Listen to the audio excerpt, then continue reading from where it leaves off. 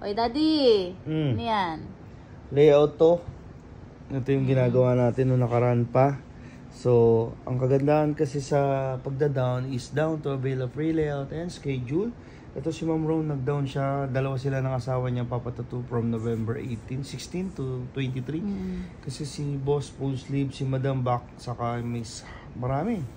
So, ang kagandahan kasi sa pagda-down nyo, for example, ang gusto kasi ni Ma'am is, alaga kasi ito yung ni Boss yung Colette saka Indian Taipan snake. Siyempre, foreigner kasi yon. So, kung ano yung gusto niya, yun yung ma-achieve natin. So, may factor kasi na kailangan kung ano yung, meron kasing snake daw na hindi pumupulupot, yung parang gumagapang lang. So, ayun, down kayo to avail of free layout and schedule. Revisable yan until I meet your expectations. Siguro pang-apat na ano na to eh. So, buti maintindihin din si Ma'am na pag vacant natin is gumagawa tayo ng layout. Medyo hindi lang ako makatulog ngayon kasi bad trip talaga ako. Kasi yung gusto kong matapos na piece kanina, model, libre na lahat, naka-live yan sa Meo TV page. Gusto ko kasing na-sponsoran kasi ako mami ng ABA machines. So, ako kanina, habang ginagawa ko siya, nakikita ko yung quality ng needles. Then, nakikita ko yung quality ng machines. So, 3 hours na, siguro mga 30 minutes to 1 hour. 1 hour tapos na ako. So, yung battery lifespan ng machine is isa pa lang nababawas. Tapos, sa tagal ko nagtatato, yung needle na Blue Nova, 2 lang din yung nagamit ko.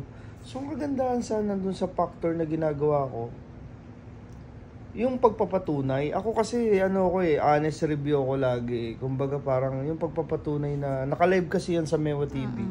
Kung natapos sana yon, ang ganda. Kumbaga, sige, check nyo. Ito talaga yung reality. Yun talaga ako. Ganun ako. Walang edit. So, paano mo masasabi na natapos mo yung piece, hindi mo may post ng maayos? Hindi mo rin siya, alam mo yun. Pero yun, ako kasi divert yung negative into positive. Kaya sabi ko, ilang beses nang inaantay ni Ma'am Ron yung pang final layout ko. So ayun, kinatsaga ako ngayon. Ito pa masakit. Sinacrifice ko yung competition ngayon para lang sa gagawin ko kanina. Kaka-bad trip. Pero okay lang, magpatuloy. And sa lahat ng gusto ng machines na maganda, Unibi, di ba napansin mo dati, year 2014-15 na gamit na ako ng ABA, di ba? Pangarap ko nga, para sa ko, may sponsoran na ako, mami, no? Para nagmanifest ka ng sa ko, sponsoran sana ako. Hanggang sa bumibili ako nun, di ba? Bumibili. Ano ginagawa ko? Halimbawa, may bago akong gustong machine, ano ginagawa ko sa luma ko? Namimigay. Ganun ako dati pa.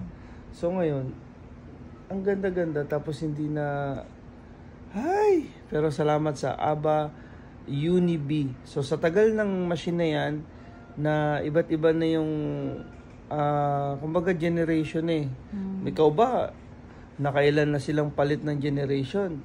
Tingin mo ba hindi maganda yung machine? So maganda siya. So pati ang kagandahan doon, pati needles, yung ABA needles, in-upgrade pa rin nila into Blue Nova. So sobrang quality niya talaga. And reasonable yung price niya, hindi siya ganun kamahal. Sakto lang, siguro less than 15K. Ano yung mga alam yung machine na malulupit? Maabot ng 80. Sabi nga ni Sir Maki, isipin mo ang ABA hindi siya nag-aano ng Shopee. Tapos eto, yung ABA meron kami, MLC kasi ang distributor sa Pilipinas. So pag kailangan, for example, sabi nga ni Sir Maki, halimbawa may sira, madaling palitan. Kumbaga parang hindi tulad sa abroad na bibili ka, check pa nila. Sige, wait ka ng 1 month, 2 months.